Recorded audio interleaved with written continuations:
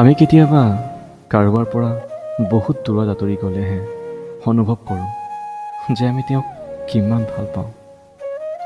কিন্তু তেতিয়ালৈ তেওঁ বহুত দূৰ গুচি যায়গৈ আৰু আমি যিমানেই নিবিচাৰোঁ কিয় যেন তেওঁক আৰু নাপাওঁ।